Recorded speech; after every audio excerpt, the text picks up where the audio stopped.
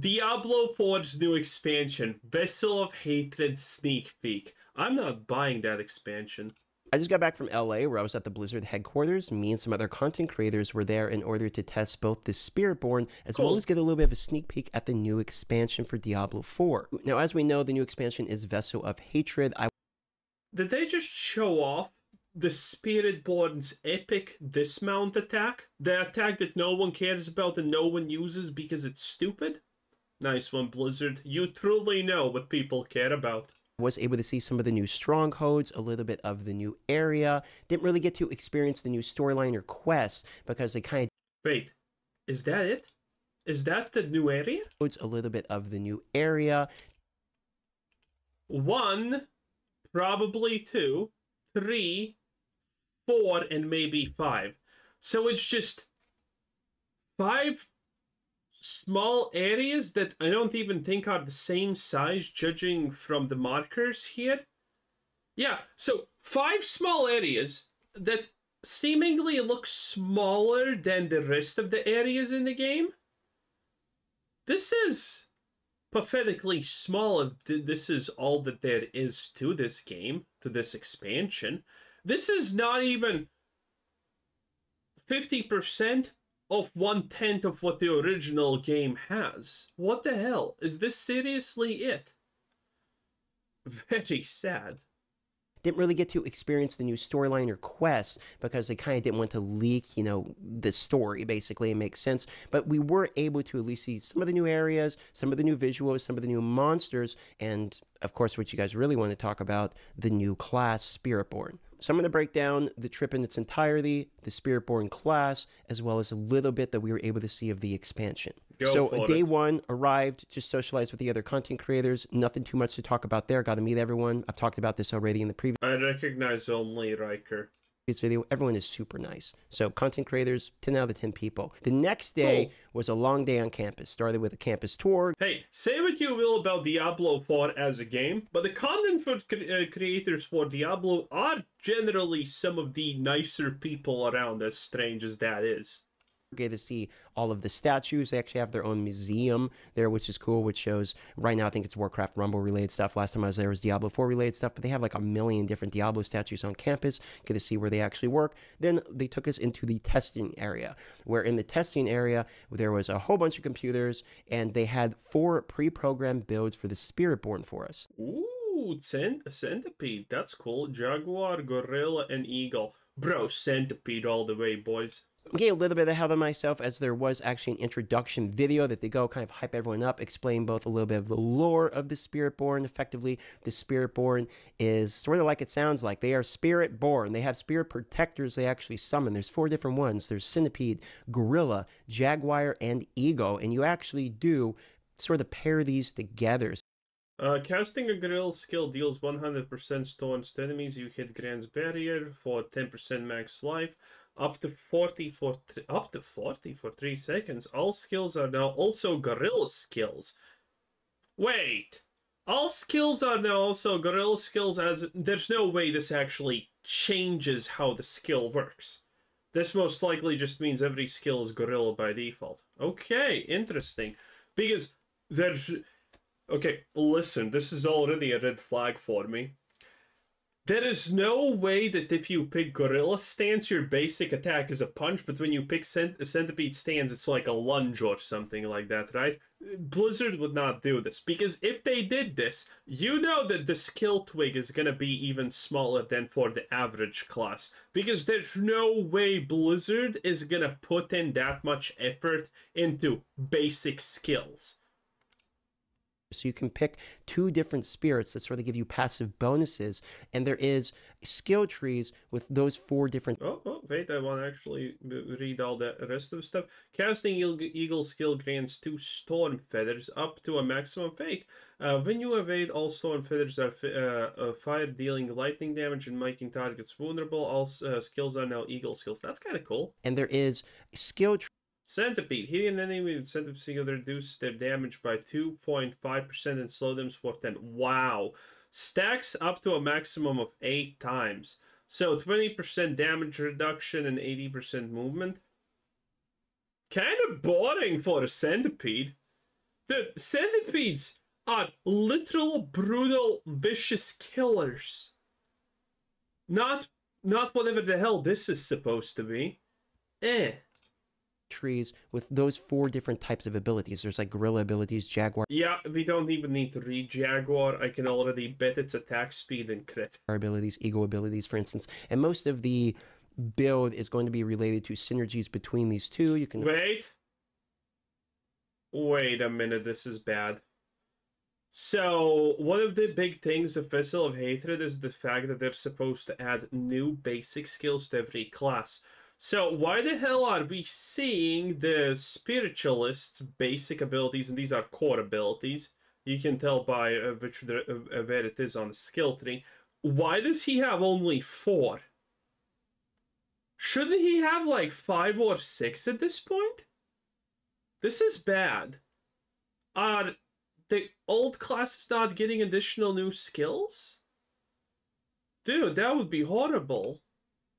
and of course focus down on like all gorilla. If you want, gorilla is like a defensive one. Centipede is like a dot one. They call it centipede balance, whereas gorilla is sort of like tanky. I forget the actual, I think protector or something is the term they use there. That's pretty cool. Jaguar is like a fast multiple strike type of character, and then ego is about mobility and sort of more range. They have these cool feathers that you throw out that like can get summoned back and stuff.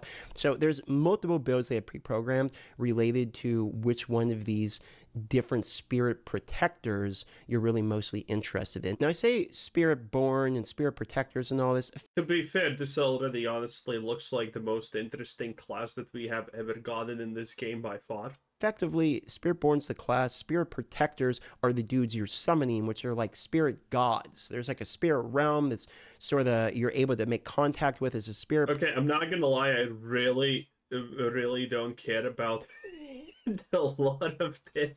They show the whole trailer in the beginning where there's a whole bunch of like kids walking out to the forest, and it's only the strong will survive, and basically that's a good trailer, but again, Blizzard does do cinematics really nice. all of them except one die. You're the spirit born, and it's the one that's able to interact with the spirit world and summon like these multiple different types of creatures, like a centipede who's balanced, the gorilla, and bro, you're a small kid. You're not supposed to touch something that looks like an evil demon god creature that's gonna eat the living hell out of you, okay? You're not supposed to extend your hand and touch it, kiddo. That's how that's how you get a boo-boo. And the jaguar and the ego and all that. So that's where most of the lore background of it really comes from. Now, I'm not like a massive lore guy, so I'm not really going to get into the lore too much. That's just like my very, very generic overlook of it if you just want the Spiritborn explained. Now, about the Spiritborn, before we dive into all of the different spirit protectors and types of builds there are, the Spiritborn, during the interview, it was asked, why the Spiritborn, basically? There's a lot of questions related to the Paladin, you know, like where's the Paladin, etc.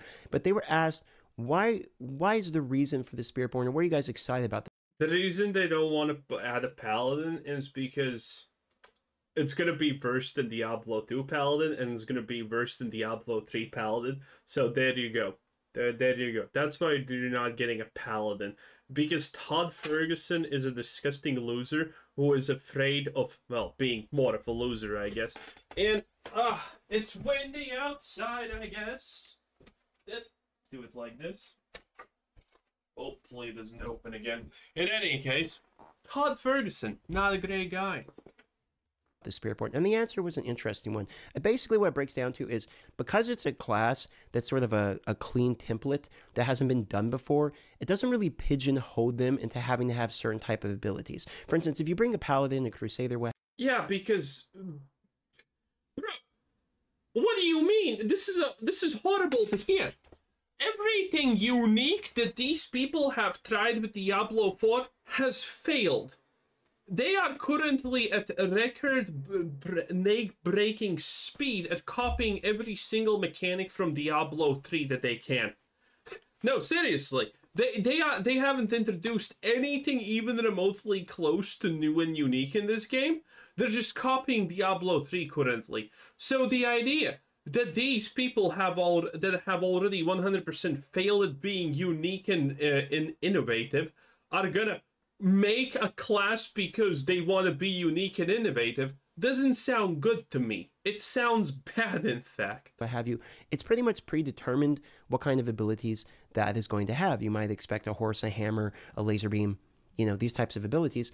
And so when they're doing something so out of the ordinary, like the Spiritborn, that's, you know, not out of place, but out of the norm for Diablo, then it gives them the ability to come up with kits, items, you know, skills, paragon trees, and builds and ways of synergizing those builds together that haven't really been Completely new act, same rehashed, reused enemies. Oh, of course. done before. And that was one of the things they were excited about the Spiritborn. So when we talk about the 4 different spirit protectors, the centipede, the gorilla, the jaguar, and the eagle, it's going to sound very different than the other classes because it very much is. Okay, we kind of get it. We're going to skip on ahead, see what the centipede is actually about. The centipede is the balance class, and is the reason they call it balance is it's supposed to be like you're damaging them and feeding yourself. So there's lots of aspects and skills related to dotting them and then regenerating off of the dot, etc. I will say centipede was easily my favorite. It had this giant summon that kind of stays with you and shot like a laser beam. It was actually really cool, and the dots would spread and explode also on crit. So you would be dotting people, it would explode and spread around them, and you're constantly, cool. One of the aspects is you'd be summoning these swarms that would hit everyone with dots. It was the first time... Okay, so they don't want to make a paladin class, but the Spiritborn just gets the Righteous Hammer. Okay, okay. Dots in Diablo 4 actually felt good. In fact, if you watch other people's videos, I'm just going to take a wild crapshoot here and say most people probably like Centipede. Because when I was there talking to everyone was like, Centipede seems OP, like Centipede seems great. Now, I will... Well, of course it's great, because the other alternatives are as boring as Eagle, Gorilla, and Cat. Of course Centipede seems the best. It's at least, it's something that you don't see every day. Jesus. Say, hold on just a moment though, because this could be the type of situation like we had with the beta. Bro, if you had, for example, Centipede, African jumping squirrel, what's the thing with the long tongue that eats ants? Anteater. It was hidden in the name. Anteater, and I don't know, Mongolian jumping spider. Now we're actually cooking. Now we're actually talking. Actually, in fact, why the hell there isn't a spirit guardian beast of a spider? That's a good question. That would probably also be awesome. Bruv! Yeah, actually, thinking about this, Blizzard just chose the most boring things ever. Gorilla! Ugh, kill me now. Where we were only able to play the level 25, game felt great and all that, and it wasn't until later that the in-game stuff was acknowledged. So because this was so early, we didn't have Paragon boards yet, there wasn't a full deep dive into the class where they only gave us like 2 legendary aspects to start, and we had to find the rest as we went. Because of that... Paragon boards are not that honestly important to make a cool factor. Paragon boards are literally just damage multipliers and that's it. The Paragon boards might as well be hidden, no one cares. It's not a true, like, tier list. We can't, because of level 30, say Centipede's the best out of all of them. But from the playthrough we did, Centipede felt very, very, very good. And there is pairings with other aspects, or other spirit protectors, I should say. For instance, the gorilla with the thorns paired with centipedes, because some of the aspects had synergy between what they both scale off of, like thorns, for instance. The gorilla is a super interesting one because of how tanky it can be, as well as how the defenses scale the offenses, with aspects like having more armor makes you basically convert that into damage. Having lots of different thorns aspects, having more ways that your thorns actually apply different percentages onto people. You know how there's that one thorn aspect? So it's literally a paladin. Okay. That it does like 200% of your thorns in AoE or whatnot onto minions. Well, they have more of those thorn-related aspects coming into the game. So there is a significant increase in a defensive/offensive mix being able to play together. Gorilla had some pretty cool features too. For instance, there's one that when you would get stunned, you just don't become stunned. You become like unstunnable basically, and then you can sit there and just constantly spam the ability that otherwise has a cool. Yo, just looking at this already makes me think, yeah, Centipede is so much better. Down, you like go on like a roid rage of like just spamming your move. So there's a lot of thematics around it. Like the gorilla, the way the gorilla comes in, he like comes over your head and like smashes basically. So thematically wise, the gorilla's on point as well, just like the centipede was. And that's going to be a consistent thing that I'm going to bring up when I'm talking about each one of these sort of builds or class specs or whatever you want to call it, because that's definitely consistent. So the Jaguar was a lot of people's favorites, probably second only to the Centipede. And the reason is because it was fun, and it also was hyper mobile. So it's got a lot of like teleporting. Okay, so mobile stuff is always a favorite of everyone because you want to go fast, okay? And this is what Blizzard don't understand. Remember when they gave Necromancer a passive 3 skill point where you could add movement speed? And instead of just giving them more movement speed, they added a, waste 3 skill points to get more movement speed. Oh my lord, like, come on. To each one of the different minions, for instance, and it also had a lot of like really fast rapid attacks, so it felt like you were really blasting through. I mean, I think I was killing faster with the Centipede, but the Jaguar felt like you're warping through. It felt like a rogue, for instance, if that makes sense. Whereas the gorilla maybe felt like a really tanky barbarian or something, and like a Thorns Barb or something.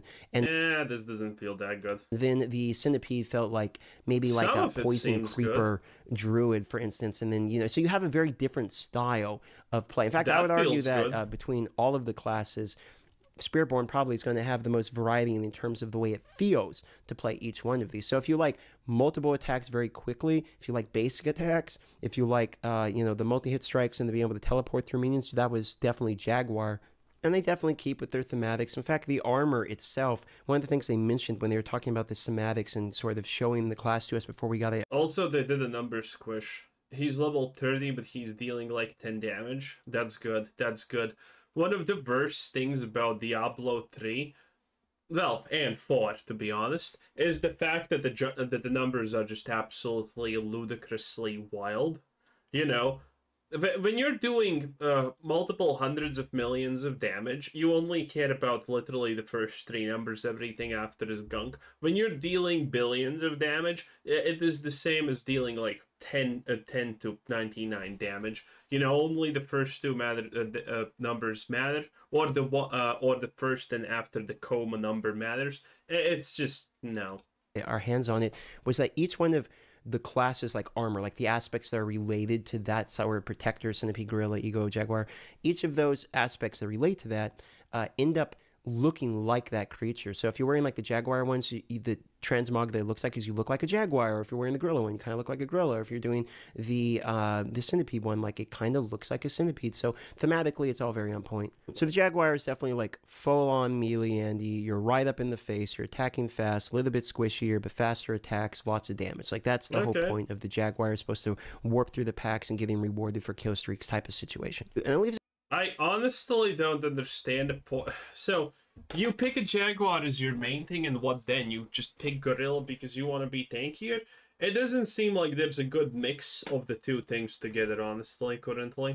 Just with the ego, for me, this was the least favorite one, but a lot of people did actually like it. You're summoning in a big ego pretty commonly, and you're shooting out like these feathers that can like boomerang back, so it's almost like a mid-range. Like it felt like a mid-range build to me, where you're constantly like throwing things out and bringing them back like a boomerang. Like there's multiple skills that had boomerang, for instance, and you had this really cool ability on your evade that turns it into like a soar. It's a normal ability, but you can get it as one of the aspects that turns it, or I think it's one of the uniques actually, that turns your movement skill, your evade button there, actually into that ability. So you're like warping up and then going down. It reminds me a little bit of like lightning or storm druid. There was like almost like a cyclone. I think it was called Tempest or something. I forget exactly which like sucks people in, and your soar actually casts that. One of the things they were talking about they really liked with this is they were focusing on having abilities that cast other abilities, because they know you're limited on skill slots. So what they wanted to do, and they did this with ego in particular, but also some of the other classes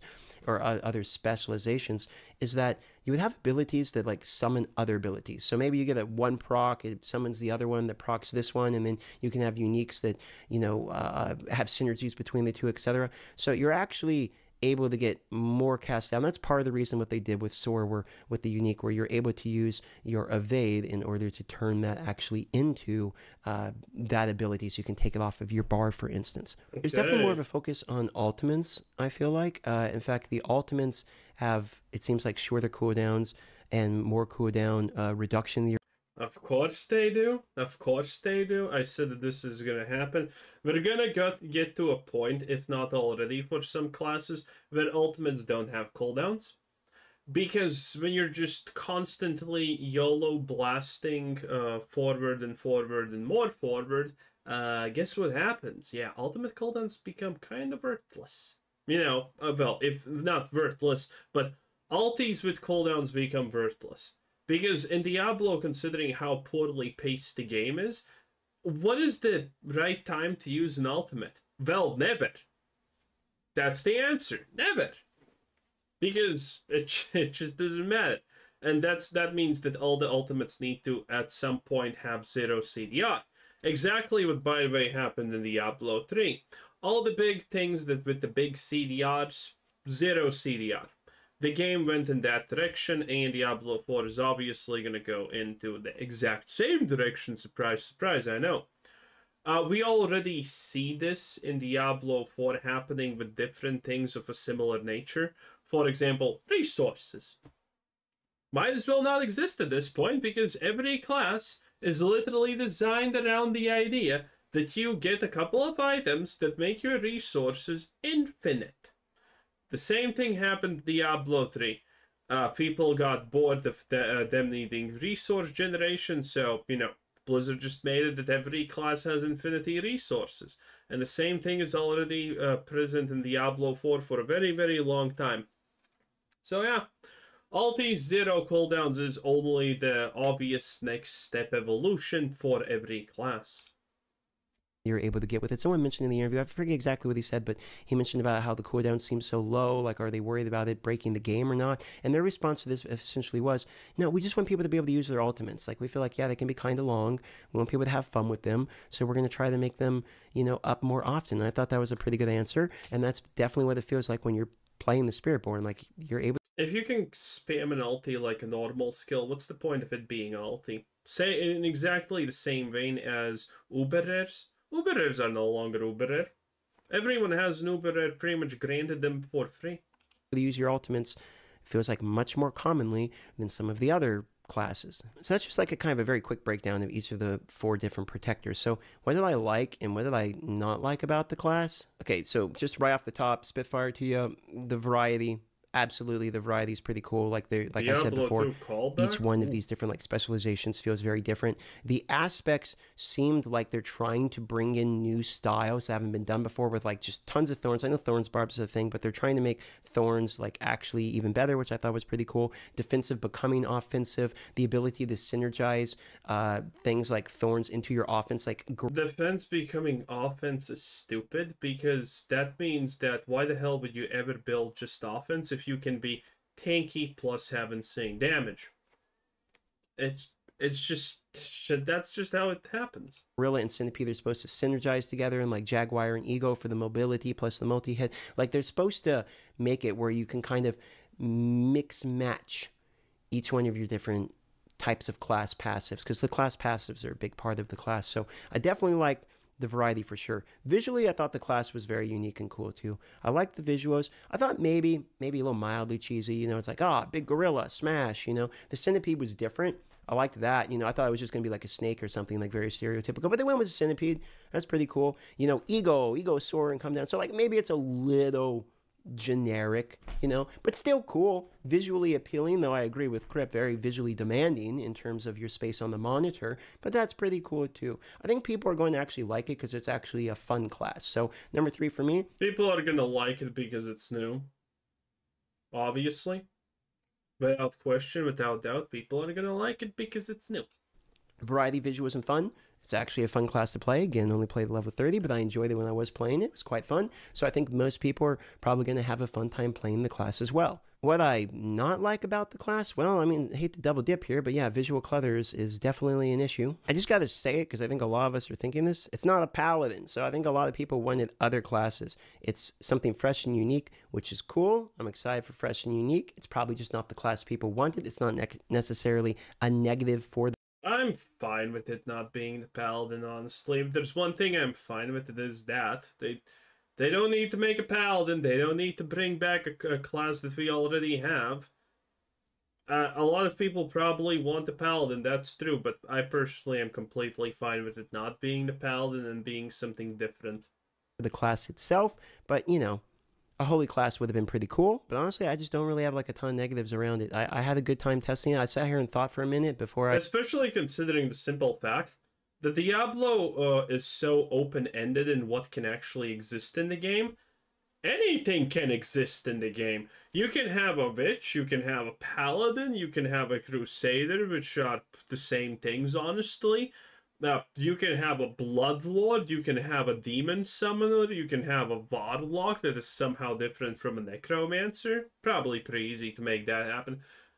Diablo has so many possibilities of what actual options this game has. It's kind of insane. They can have literally something just called Sand Mage for all I care, and it can be honestly pretty cool. I hit record again because I was thinking like, yeah, I should be able to drag something up. I'm having to try a lot harder to drag up negatives related to the class more so than positives. You know what I mean? Like the Yeah, that's the problem with actually talking about the negatives from the classes and how it is to play them. Because when something is new, when something is new and excited and there's hype around it, people are not gonna see the negatives. Most people, including myself to a very high degree, we didn't see the negatives when Diablo 4 launched. We couldn't predict that Diablo 4 would be so absolutely sad and bad when it actually launched. Because,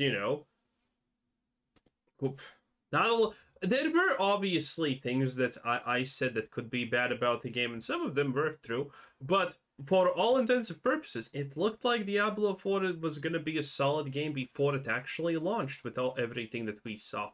But turns out it wasn't true. And this could be the same thing here. positives come fairly quick, and the negatives actually take a little bit of a while for me to sit here and process the brain. So instead of trying to drag up 5 things to make it even or something like that, I'm just going to say there's not a lot of negatives. Maybe it's a little cheesy. Maybe a little cheesy. Jaguar, Gorilla, a little Power Rangery, probably, to be honest. But I actually kind of liked it. So I think that's fine. I think it fits Diablo. I mean, we're returning to Nahantu. If I hadn't played Diablo 2, I might not understand, like, the whole jungle vibe as much, but I did, and I understand, yeah, it fits. And it's also not, like, some super, like, childish class. Like, the cinematic is pretty brutal. Like, they send a bunch of kids in the jungle, and, like, everyone fucking dies except one guy. Like, it's pretty, like, Cole the weak, the strong will survive. It's be a Giga Chad and live, I mean, the dudes are shredded.